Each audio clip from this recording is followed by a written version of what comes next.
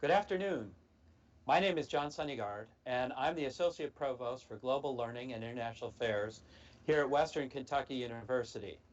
It's a beautiful spring day in April in Bowling Green, and we just wanted to take this opportunity and opportunities in the future to share what Western Kentucky University does in terms of research, in terms of student activities and student learning, and the kinds of careers and jobs and opportunities that an education at Western Kentucky University can provide for our community here in Bowling Green, Kentucky, the United States, and the world. I'm really pleased to have with us, as a part of this COVID webinar, two folks from the College of Health and Human Services, the Dean of the College, Tanya Basta, and Professor Michelle Reese. So let's kick it off. A couple things, just, we may encounter, we're operating in different places, and so we may have some tech issues. And I also want to emphasize that a university is an open forum and a free place for people to express themselves. And the opinions that you're going to hear today are opinions of the individuals who are expressing them, and not necessarily the opinion of Western Kentucky University or its officials. This is National Public Health Week. Tanya, what is public health? Well, John, that's a question I've got many times over the years, so thanks for asking that. And I am delighted that we're speaking in National Public Health Week. I think this is a fantastic venue to talk about public health and what is going on currently. So before we get started, I just want to let everyone know that I am actually going to be speaking about public health from a social and behavioral perspective, as will be Dr. Michelle Reese, as we both are from that background. Also from a U.S. perspective, when we talk about public health and its infrastructure. So there's many definitions of public health, but the one that I prefer is from the American Public Health Association. And it basically says that public health promotes and protects the health of people and the communities where they live, learn, work, and play.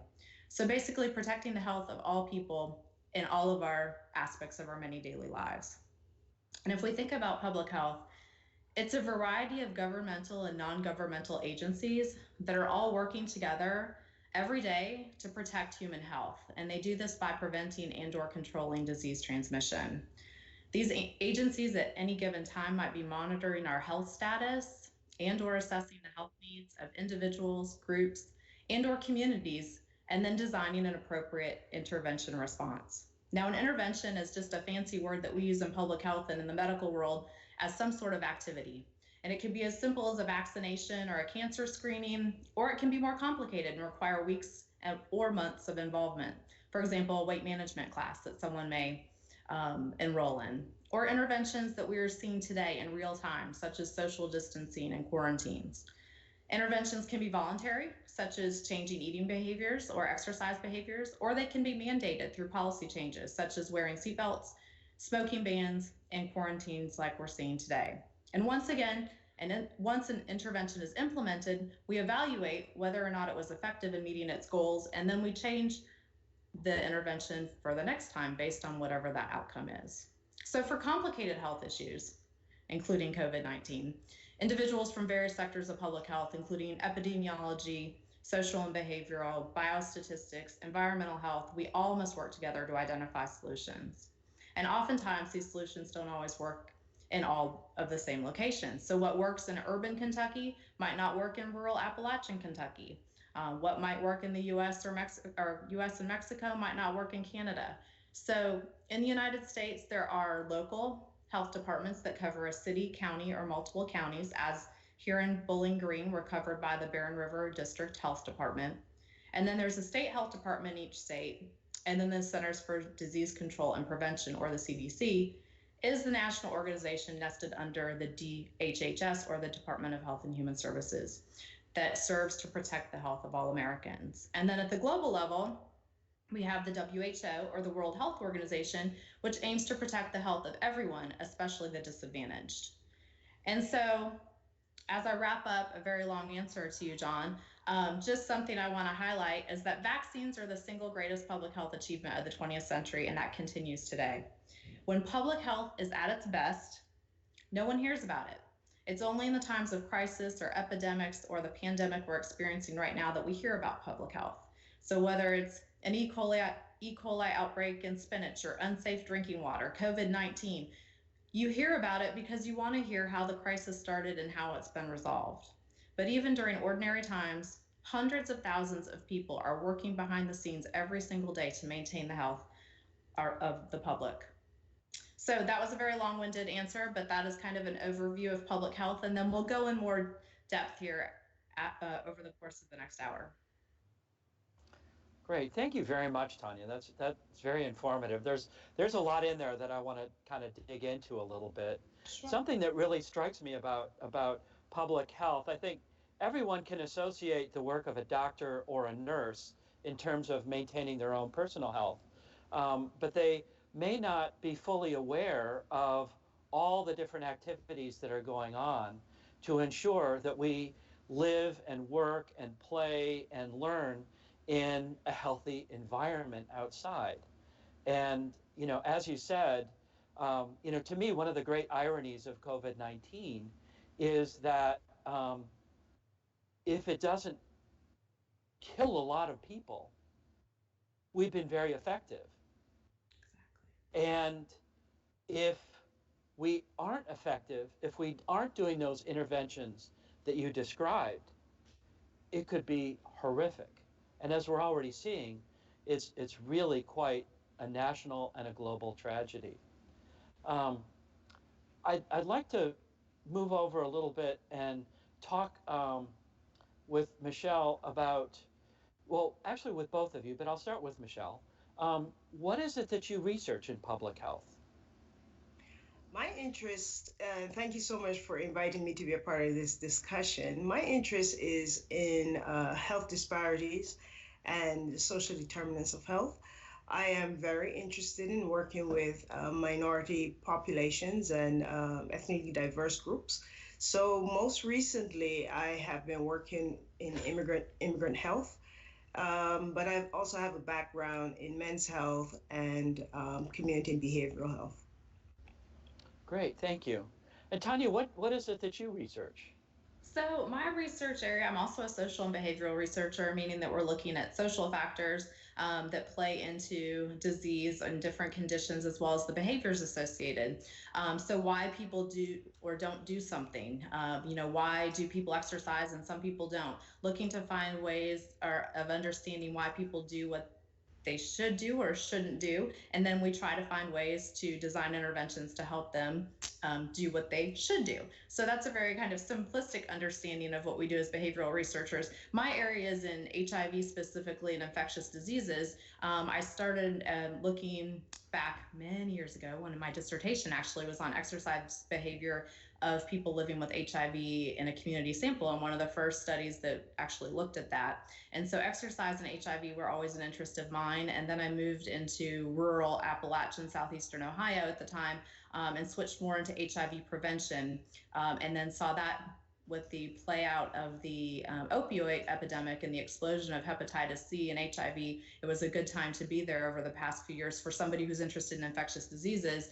And then most recently too, I've also done work regarding knowledge, attitudes, behaviors of Zika and Ebola, and hopefully soon to be COVID-19, once I can get a study here put together to look at the same information here too. Sure. Wow, that's quite an agenda. And, Michelle, one of the things that has really struck me about COVID-19 is it impacts everyone. It doesn't know political boundaries, racial boundaries, social boundaries, economic boundaries. The Prime Minister of the United Kingdom, the second most powerful person in the United Kingdom, and the most powerful elected official in the United Kingdom, just spent, a couple days in the intensive care unit. This is a man who has access to all manner of information and healthcare and everything, as well as, we've seen an explosion in prisons of the transmission of COVID in prisons in the United States, and it's disproportionately affecting minority populations in cities in the United States. Does your research help us inform and understand the transmission of diseases like COVID? So one thing that this pandemic is going to help us understand or bring additional light to is the importance of trying to address health disparities.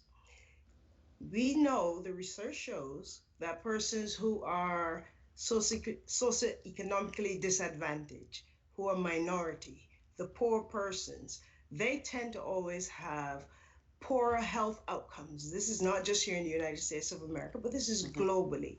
And so, and in any vulnerable population, and you mentioned prisons. So prisoners are among the vulnerable groups, and they're living in close quarters. So something that's an infectious disease can ravage a prison system. I think we saw in Cook County, Chicago, the alarming number of persons that that are held in that prison who have been impacted by COVID-19. Yeah, thank you. Tanya, the research that you've done in Appalachia and other parts of the country, how does that help inform your understanding of COVID-19? Well, I was certainly very lucky to get to have lived in southeastern Ohio for 13 years before moving here to Kentucky. It is the poorest county in the state of Ohio. And so I learned so much from living there during that time about the realities of rural life. And it's difficult for people. You know, half of all kids live in poverty there. And so to see the haves and the have-nots with the university, it was very stark, much more so than it is here in Bowling Green. And so I've taken a lot of those life lessons with me everywhere I go. And the idea of COVID-19 impacting Appalachia or some of our more vulnerable populations is heartbreaking to me. We haven't seen many cases there yet, but the infrastructure is not there. The health infrastructure is not there. The hospitals don't have the capacity that they do even here in Bowling Green or in bigger cities. And so if cases, well, I know for a fact in Athens in southeastern Ohio, if there is a case, they have to transport them to Columbus. They don't have the capability to do any sort of treatment there. So think about that playing out all over the United States in these rural areas that for one are just not going to have the ability to care for folks in real time. And so they're going to have to go to the bigger cities. There it's only an 80-mile difference, but some of our more rural states may have to travel hours or be airlifted or ambulanced, and then you're far away from your family. Your family may not have the resources available to even get to the hospital. Not that they can go visit, but at least not even be nearby. So there's just so many things that we don't think about necessarily with the rural areas that this COVID-19 will be very difficult. And then we're not talking about also the poverty and the uninsured and not having access to pay for medical bills, those sorts of things. So it's just compounded in rural areas. Sure. Wow. Yeah, there's a lot going on there. I think something about COVID is it just seems to be opening up sort of the worst parts of things that we have going on. But then it's also showing us, some of the ways that we come together as communities. And, we are social distancing and looking after not only our own health, but the health of everyone around us. And I think there's a lot of bonding that's going on with that. And I think that's a really important thing. The world's not going to be the same after we get out of COVID. I don't know what it's going to look like, but it's not going to be the same. Can we transition a little bit and talk about our students and tell us about the kinds of things that students who are studying public health, what kind of career opportunities are there? Suddenly public health is now, very much every day on our radar screen. And we are seeing some of the different aspects of it. But can you talk about some of the things that our students are studying here at Western Kentucky University to learn about public health? Okay, so as Tanya said, the public health system is responsible for the overall health of a population. So it's not just medical and clinical care, it's all those other auxiliary services that are required to keep a population healthy. In fact, I believe there's not a single area of a person's life that is not impacted by the essential functions of public health. So graduates from our public health programs, they work in disease surveillance to monitor the health status, identify and solve community health problems. Some are epidemiologists working in local and state health departments. Some are serving as health educators to inform, empower people about health issues. We have persons who are liaison personnel out there working to link people to needed personal health services to assure, the provision of available, acceptable, affordable, and accessible healthcare. I mean, we have students as we train them and outfit them to work in broad areas of public health, and then they can go on and become specialists. We also have people working in advocacy to help develop policies and plans that will support individual and community health efforts. For example, we have students working with our professors to bring Western Kentucky University to a tobacco and smoke-free environment. We also have program evaluators. We have law enforcement. There is research, quality assurance. And then we also have persons who are working on the other side, not only on the front lines in hospitals and long-term care facilities, nursing homes, but we also have persons who are there working on the social determinants of health, addressing issues with poverty, addressing issues with homelessness, addressing issues with food insecurity here in America and beyond. So the outlook for persons with degrees in public health is very good. As one of my colleagues said, the public health degree is like a jackknife of degrees, you know. Yeah, that's cool. I've always been interested in medicine. A lot of members of my family are involved in medicine. And, they have a profound impact on the lives of maybe a couple of hundred people, a couple thousand over the course of their career. But in public health, we're talking about hundreds of thousands and millions, and even nations. now billions of people. Absolutely. Which is really quite an opportunity to have an impact. Michelle, you threw out a term a minute ago that I've heard quite a bit, but I don't quite understand what it is. Epidemiology. What's epidemiology? So epidemiologists are persons who investigate and study the distribution and the cause of diseases and injury in a population. Epidemiologists, what they do, they engage scientific methods to gather data, to look at what's happening, where it's happening, who is being impacted by it. Are there differences in the distribution of the disease or the injury, differences by age? At the very beginning, people were thinking that COVID-19 was a death sentence, perhaps for persons over the age of 60. But they also look at, distribution by gender, geography, socioeconomic status. Why is it occurring? How is it being spread? And then using that information to inform decisions that will be engaged based on the scientific evidence to address the health of the population. I like to say that epidemiologists are the disease detectives. In fact, a lot of people know about the armed services and uniformed services of the United States of America, but some people don't know that we have one of the uniformed services is the United States Public Health Service. And they are part of the Centers for Disease Control that are responsible really for ensuring the health of Americans and eliminating any health threat at home and abroad. So they are stationed across the world and here in the United States working to prevent the spread of disease. Wow, thank you.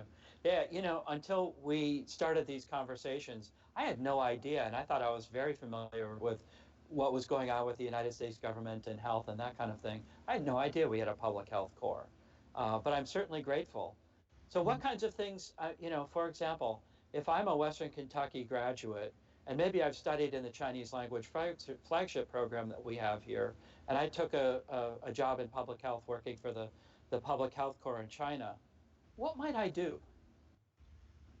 What are some of the things that I might be doing working for the United States government but doing it in China? I misunderstood your question. It wasn't clear. Sorry, if I was a graduate of Western Kentucky, Yeah. and in public health, and I've studied Chinese and took a job with the Public Health Corps, and was stationed in, say, Beijing or Shanghai or some other city, what kinds of activities might I be doing with the Public Health Corps? Okay, so with the United States Public Health Service and the Epidemiologists Service, across the countries or across the world, they are working to identify, as I mentioned, the causes of disease, how it's distributed. There may be special assignments. For example, a few years ago, there was the Ebola crisis. And so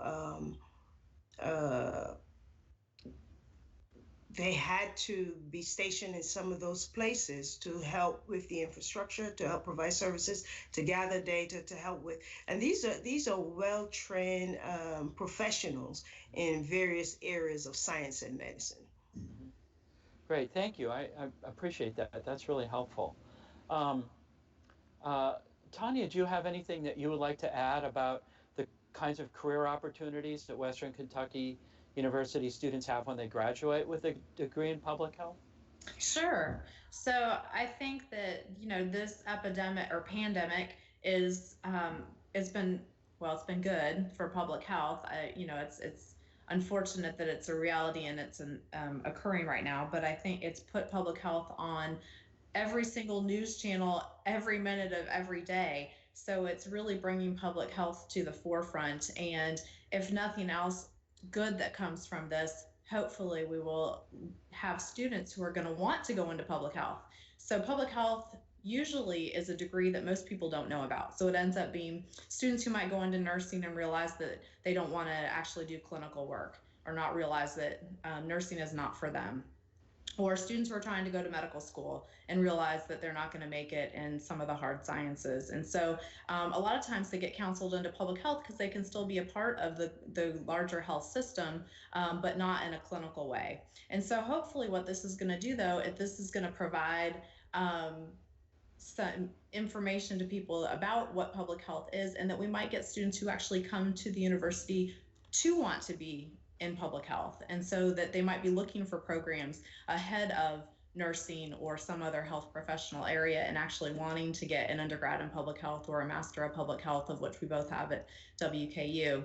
So I think that's very exciting, and we know there's a lot of people out there that are interested in this field, but like I said, they just don't usually know about it until they get to campus and something is an aha moment for them. So I think that's exciting. So John, one of the things that that came to mind is that often when people think of public health, they think of the sanitarians or the environmental health workers or the inspectors that go around to see if you have water lying around your house, or food inspectors in food establishments. Mm-hmm. But that's just one small aspect. We also have students who have completed medical and dental degrees and other professional degrees who want to add public health as part of what their training is, so that the focus now is not just on individual health, but is also on population health. Yeah. It's on public health. How do we not just deal with that individual person that shows up at a clinic, but have the tools to address this at a broader scale? I can imagine for someone who works as a clinician in health, whether you're a nurse or a physician or even physical therapy, occupational therapy, or many of the other areas of the health professions, having a background in public health could be extraordinarily healthy, because you can get a broader sense of what is going on with that individual who you're working to treat, and then how, learning from treating that individual, you may be able to communicate out to the broader community about things that could be having an adverse impact on everyone's health. Absolutely. And actually, I've had discussion with many of my medical background friends who have, MDs or DOs, and they go into medicine because they want to help people, and then they're frustrated because they can only do it one at a time. And so many of them have talked to me about going back for an MPH or have just done additional training on their own to understand population health and public health so that they can have a bigger impact. So I think the MPH degree, obviously I'm biased because I have an MPH, but I do think the MPH degree is one of the, like Michelle said, a jack of all trades. I call it just one of the broadest degrees you can have, opens the most amount of possibilities. Anyone in the health field can get an MPH, and it would further their education background. And John, one thing about the outbreak of COVID-19 globally, you know, we are recognizing that this disease has brought huge challenges. Currently, there are over 209 countries and territories and 2 international conventions that are impacted by COVID-19. Sometimes it appears that there are contradictions and conflicts in information and approaches. But what we know is that there's certainly a race on to develop ways to defeat this pandemic. And one of the things that COVID-19 will show us or highlight is what are some of the gaps in our system? What are some of the areas that may have been taken for granted that now we realize we need to shore up those spaces and develop the appropriate infrastructure to handle those situations? What we also can learn, though, is that global cooperation is crucial, and we have to learn from each other. Countries have to work together to combat this COVID-19. All of the professions that make up the system have to come together in a way, sharing information, sharing resources, engaging in joint prevention measures, and control mechanisms to really get ahead of this disease. And what happens in different countries, and Tanya, you alluded to this, that what might work in Mexico or the United States may not necessarily work in Canada. And so sometimes we may look at testing and want to know who's testing. Why are the numbers so high in New York compared to other large cities and things like that? So there's a lot to learn from this. Yeah, there really are. And, you know, as I mentioned at the outset, I'm the Associate Provost for Global Learning and International Affairs. And, you know, what does that have to do with this? Well, actually, we've been watching since early January. We learned about this kind of mysterious flu-like virus that was coming out in Wuhan. And so we started, you know, look, okay, do we have any students in Wuhan? Do we have any faculty members who are from that area or who may be traveling home who we need to be, you know, concerned about for their health? Or Chinese students on campus, you know, whose family members may be affected. So we've been paying attention to this for quite some time, and I've been watching it go around the world, and particularly shocked to see just how quickly and how much it has ravaged a country like Italy, and especially northern Italy, which northern Italy has one of the best healthcare systems in the world. And it's a place that I'm very familiar with. And I was, you know, very, very saddened and very shocked by what's happened there.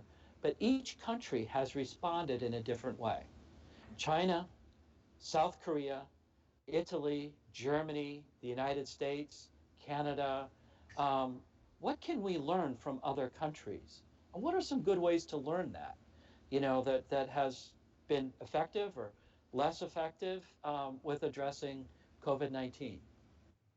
Okay, so first of all, how a nation or a state approaches their response is based on priorities, what resources they have. For example, South Korea and Germany employed a very aggressive strategy for widespread testing.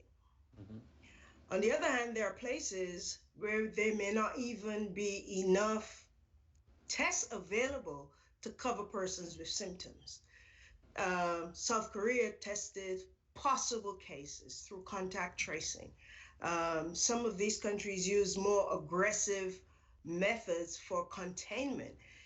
For example, some countries at the beginning suggested social distancing, hoping that members of their population will respond positively to the suggestion and understand that this is serious. And then when that didn't work, they had to go to more draconian measures, putting curfews in place, putting restrictions, fines for people who do not have or meet the criteria for being on the street. So they take different approaches. It depends on what resources they have as well. There's also cultural differences. You may have a nation that, because of their history, might have citizens who are able to respond to a directive from the government that says stay at home and don't leave, to, let's say, the United States of America, where we're a very individualistic society, and that's just a suggestion because we don't want to encroach on persons' personal liberties. But then it comes to a point when we have to take what I call draconian measures to ensure that we can keep the population safe. Well, I'll tell you one thing that, that was very important. Sorry. Go ahead. One of the remarkable responses to the outbreak, though, was the speed at which, for example, the Chinese were able to increase the number of hospital beds through construction and the outfitting of 2 new hospitals. Yeah.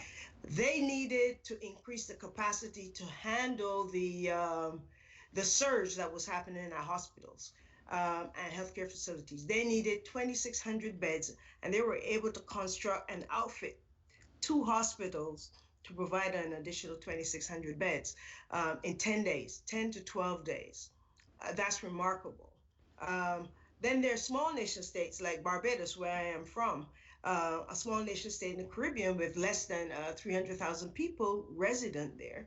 And, but they also had to start thinking about how can we increase capacity should we have a surge. And so before the first case happened there, the leadership of the country started working towards putting that machinery in place to prepare those sites. You also look at what happened right here in Kentucky. After the first case was identified here in Kentucky, the governor of Kentucky announced a statewide emergency immediately. And by doing that, what happens is that the resources can be directed to the places that are needed. You open up the opportunity to start getting funding, resources, equipment, and getting that machinery going to protect the state. So at ground zero or at stage 0, this was declared a statewide emergency here. Yeah, I must say, even though I'm not a native Kentuckian, I'm very, very proud of the response that the state has had, and just how much we've paid attention to it.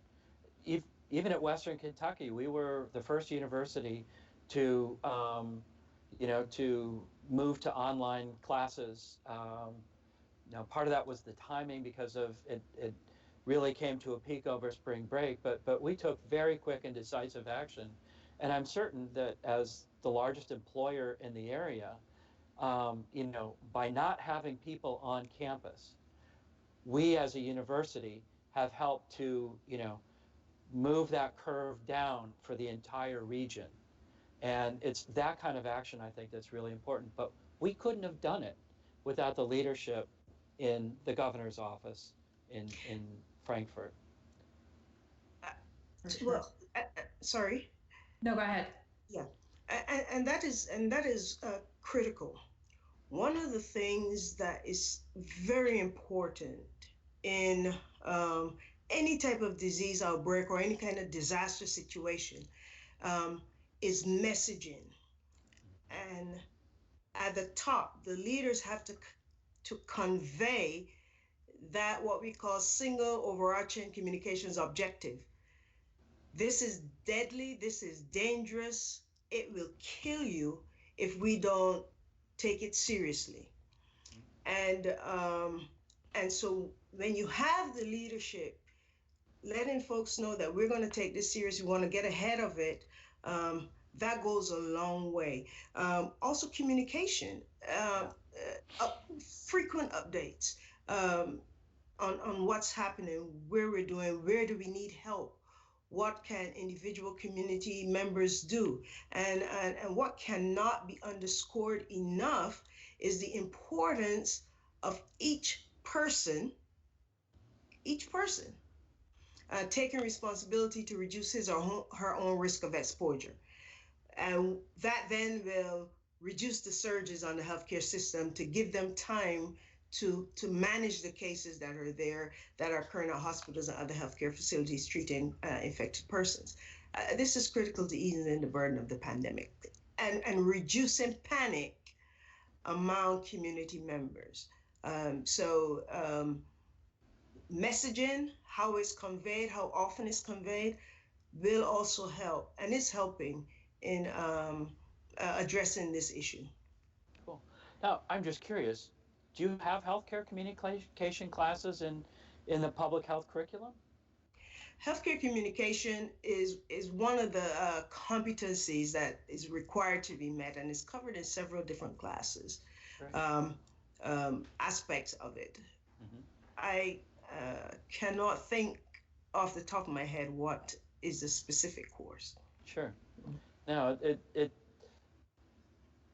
is one of those many vital skills. I imagine, modeling and math skills and things like that to look at to measure the outbreaks and that kind of thing, and an understanding of the biology and the evolution of a virus, all kinds of things, people have to be aware of as they make their way through a public health degree. Mm-hmm. There's actually an entire field of health communication and actual majors in health communication. We just don't have one at WKU. Mm-hmm. So. Yeah. Okay. So I want to give a heads up to the folks who are watching this live. You can ask questions, and so if you do have questions for Michelle or for Tanya or for myself, we'd be happy to run those. We've got someone who's going to be tabulating and sharing them with us. But I want to put that out there for the folks who are watching live. Now, go ahead, Michelle. One of the questions that many persons have asked me and are concerned about or don't fully understand is how does testing work? What is testing? Who gets tested? If I feel like I should be tested, why should I not be able to have access to a test kit at my doctor's office? And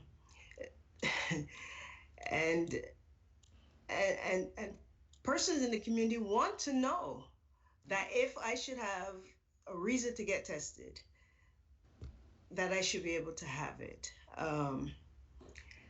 So I wanted to talk a little bit about testing and perhaps give a little bit of background on the stages that we go through. Then we get to the point where we're going to start to do testing. So if you don't mind, I'd like to address that just a little bit. How do we get to where we are with this? It all begins. Every nation, or perhaps most nations, have what we call syndromic surveillance, which alerts public health officials that something unusual is going on. What do we mean by syndromic surveillance? Patients are presented, for example, at medical facilities with similar symptoms. Pharmacists may recognize that there's a certain spike in prescriptions for a certain type of drug or pharmaceutical, or there may be a certain type of over-the-counter medications that are being sold at a higher rate that they would expect them to be sold, or that or there's diarrheal medicines are disappearing off the shelves. This sets off a trigger, and the outbreak investigation machinery gets set in gear. And I believe every country has this. So this syndromic surveillance is used to start to build a definition, or what we call a case definition of the disease, okay? So we have the virologists. They are specific. They study viruses. We have the basic scientists, laboratory technicians, geneticists, they begin to identify then the actual makeup of the microbe that is causing this syndrome. So we have tests. These tests now are going to be matched with the clinical presentation of the disease, patient history, demographics as well, diagnostic information. We're going to look for some correlations. Pharmaceutical, drug discovery scientists, medical doctors, other professionals in related disciplines then begin a race for treatments, medications, and vaccines, anything that could really help stem the tide of what, well, let's say COVID-19. Oh, let me just say something here really quickly. COVID-19 is the disease. The virus is severe acute respiratory syndrome, COVID-2, SARS-CoV-2. That is the name of the microbe that is causing the disease COVID-19. Just to make sure that people understand that. But in investigating the disease outbreak, we're going to have possible cases, probable cases, and then confirmed cases. You get that? So you have possible cases, probable cases, confirmed cases. Those who are confirmed cases will have the clinical presentation of the disease, but they will also have a lab confirmed test. Mm-hmm. So usually, probable cases, when tested, they're looking for the presence of that microbe, clinically laboratory tested present. The possible cases now are those persons who may have been exposed to a case or a probable case. So you will hear a lot of people talking about contact tracing. Mm-hmm. And you will hear people talking about a community spread, and they're going to ask, what is community spread? So those possible cases, those are the persons that we are going to ask to have self-quarantine. Stay at home, stay in your house, act as though you have the disease so you don't give it to anybody. And if you can't do that, then the officials, government or whoever you want to, who's responsible, may have to put you in a quarantine facility. Those are the possible cases. If we are limited on the number of tests available, we want to have people self-quarantine. Do you understand what I'm saying? Yes. See if symptoms develop, and that's the purpose of quarantine, to see if someone who may have been exposed develop symptoms. When those symptoms start to develop, now that becomes a probable case, then we're going to test to confirm. Another thing that's important to know is that the number of tests a country does is not a reflection of the number of persons tested. Correct. You understand what I'm saying? Mm-hmm. Mm-hmm. And we also cannot compare, you mentioned Italy. John, you mentioned Italy. Yeah. But Spain has now, I believe Spain has now overtaken Italy. Yes. in the number of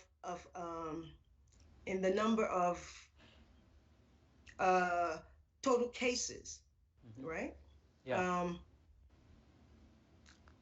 The United States of America has tested over 2 million persons, I think. Wow. And we currently have just under 500,000 cases. We have 16,000 deaths. Over 21,000 new cases were identified, were reported today. And what we also have to understand is that because testing, now they're developing rapid tests, and I think rapid tests are available in many places now. But remember, data is being collected from so many different sources, and so having 21 new cases reported today doesn't mean that 21,000 new persons were infected today. Do you understand what I'm saying? Yeah, exactly. That may have happened a while ago, and it may very well be undercounting, right? Yeah. Because you don't test everyone. Right. And then if there's inconsistency, if people are using different ways to test and are testing people at different stages of when they might have the disease, that's going to report out a different number, right? Yeah. And so if there isn't, we can't really compare apples and oranges. And the United States, being an apple and Italy being an orange, for example, because we're using slightly different methodologies in different ways.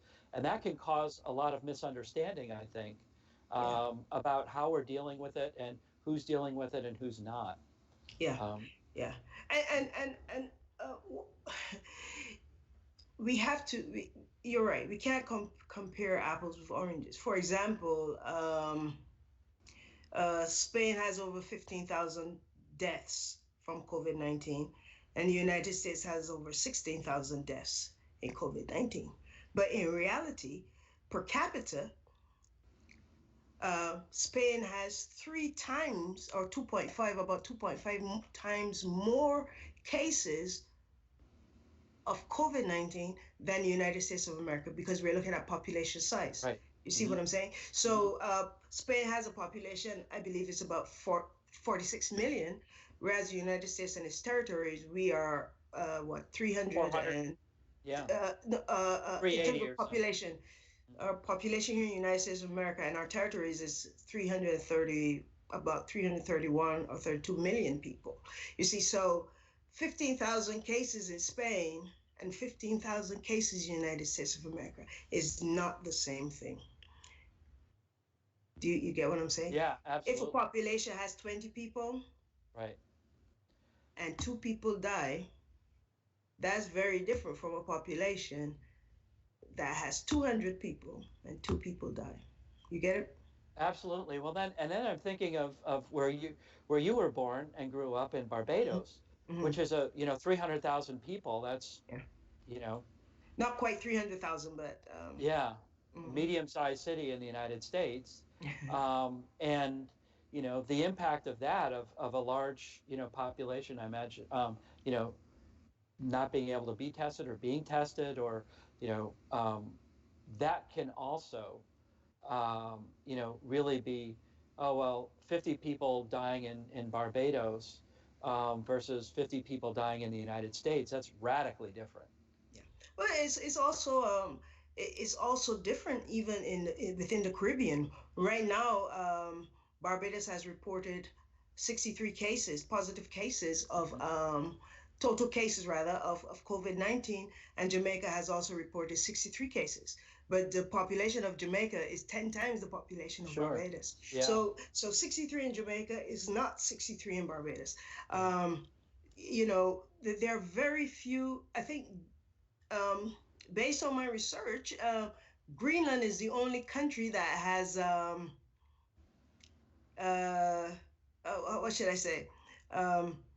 All the cases that were tested positive there up to today have recovered, and that was a number at 11. That might very well change in a couple of days. Sure. You see, yeah. Well, there's one other thing I wanted to ask about while we're talking about testing, and that is serum antibody testing, because that seems to work its way down, further through the life cycle of the disease, and that's what is that test, and why? Okay. What does that mean for us? Okay, I am not a microbiologist, and so I can't speak to this as I could some other topics, but serological testing is the point at which they start testing the blood of persons who may have been exposed, who were exposed, to see if the body developed antibodies to the disease, or the person developed immunity. But again, that's not my area of expertise. But if you're asking what is serological testing, basically what they're talking about is developing those tests that can be used to test the blood and not just swabs to identify the actual recovery or the presence of antibodies in the human system. Thank you. I don't know if Tanya, you wanted to say something else about that. Well, my understanding, and again, that's not necessarily my area either, but I did hear that there's two types of antibody tests. There's one that's done when somebody is found to be positive, and then there's one that's done after they've recovered to determine what level of protection they would have against it if they were to get reinfected. So there's a couple different tests that would need to be performed or could be performed. That's my understanding. And certainly we're going to have to start testing people to see if they have the antibodies built up in their system to determine whether or not those folks can safely return to work, what would be the implications for them getting reinfected. And so I know they're working on developing the test, but that'll be kind of the next stage of testing that's going to need to occur so that we can start deciding when it's going to be safe. And herd immunity is probably something you've heard about. When you have a certain amount of people who have either had a disease or been vaccinated against a disease, and right now we don't have a vaccination, so they'd have to have had it and recovered to protect everyone in the population. I heard numbers yesterday saying, anywhere between 40 and 60% of the population, but I know we talk about higher numbers in other diseases, so I don't know that they actually know exactly what percentage would need to happen for that herd immunity. So those are just some different things that will be coming down the pike. But hopefully, first of all, we've got to get testing for the actual people who are in need of getting actual tests for probable cases. And then we can hopefully start testing people to see whether or not that's possible people have had it and didn't even know they had it. So the idea of testing to determine if you have the antibodies or not. Well, that actually leads to a question that someone had asked from our viewers. And that was, do we think that COVID-19 is going to be around for a long time like the flu? Well, they don't know is the definitive answer. And, certainly we've heard from people that the weather might play a factor in it, that as, we warm up for summer, that there might be a decrease in cases like the flu. However, while North America is warming up, South America is then cooling down. So it could be that the patterns shift, and this could be something that, is around and is seasonal. I don't think, and we actually just don't know. We'll see how it plays out here as it starts to warm up. But if any indication by our warmer states versus our colder states right now, there's no difference. If you look at Michigan and Florida, I'm not sure that would withstand or that hypothesis holds out of right now. Yeah, thanks. And here's another question concerning testing. Lost it. Concerning testing, what is the extent of specificity or sensitivity of the testing? Of the testing, yeah. I don't know. I don't have that. I don't know those numbers. Do you, Michelle? No, I don't. Oh. Okay. Great. Good. Well, this has really been excellent. Sorry. Yes, go ahead, Michelle. Just in response to the question I was asked about sensitivity and specificity, all the tests are the tests are developed. A sensitive test is a test that, when we talk about sensitivity of a test, is the ability of the test to correctly identify those with the disease. That's a true positive. Got it. The sensitivity to test correctly and identify those who have the disease, whereas specificity, if someone is asking about specificity, is the ability of that test to correctly identify the people who don't have the disease. You get me? So I don't know. It may have been a more technical person asking that question, but yes, there's the issue of sensitivity and specificity, and it's really about the accuracy of identifying cases. Interesting. Great. That's really important to know. Thanks for that question. Here's another question. Does the coronavirus have the tendency to mutate as its ability to cross species seems to be apparent? Well, that's what has been shown, that there was a mutation that allowed it to be transferred to human beings. And again, the virologists and geneticists will be able to answer that better. But we do suspect that just like the flu, there are mutations, and mutations happen sometimes. Um, the flu virus, by the time we figure out a vaccine for it, it may have mutated, or another strain of it. So all of this will be borne out in the research in the years to come, and months to come. But what we can be sure is that those professionals are working assiduously to ensure that we can get ahead of this. Yeah, that's great. Yeah, I must admit, when I learned that a tiger in the Brooklyn Zoo had tested positive for COVID, I was really shocked. And every time my cat hops on my lap, I wonder who's gonna harm whom. Yeah. Tanya, do you have anything that you'd like to add? No, I was going to talk about the tiger too. I don't think we know at this point. I think it's interesting that the tiger was able to get tested when so many people can't get tested. Exactly. But that's a different story altogether, and that they even thought to test him for it. But certainly it does, lend itself to the idea that perhaps it can cross species. But again, like Michelle alluded to, there's so much more research that's going to need to happen before we can talk about those answers definitively, but certainly interesting nonetheless.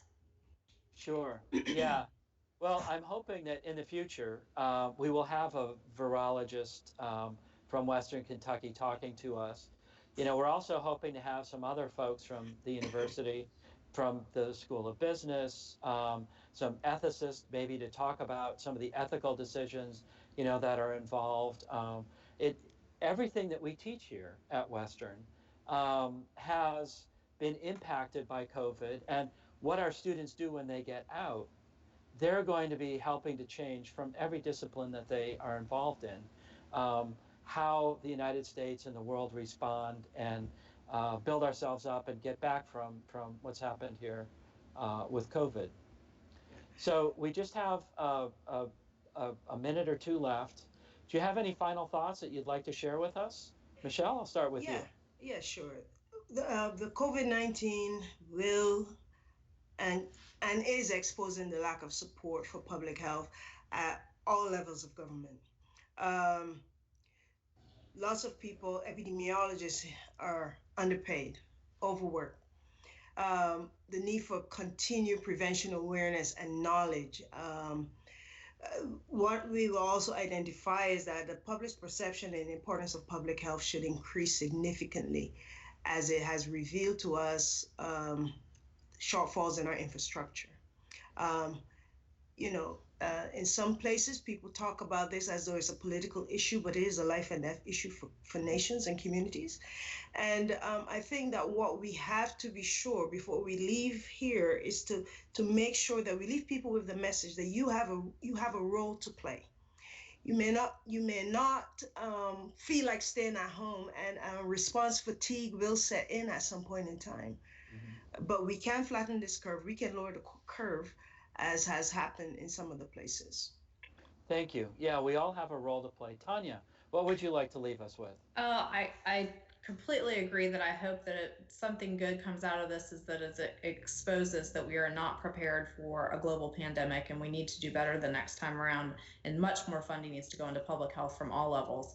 But I also just want to say, I want to thank all of our alumni, students, faculty, all of our community who's working in public health, and all of our healthcare workers that are out there on the front lines working to protect us every single day. It's not just our public health folks that we're grateful for, it's the entire healthcare community. And so I just want to say thanks to everyone. And if anyone's interested in public health, certainly feel free to reach out to Michelle or myself, and we will be happy to give you more information on our WKU programs. Well, thank you both. This has really been a wonderful conversation. We've talked for an hour, but we could talk a lot more, I know. I'm hoping that we'll be able to come back to this conversation again sometime. So I wish you very well, and please, you, your family, everyone out there, be safe. Thank you. Thank you so much. Thank you. Thank you.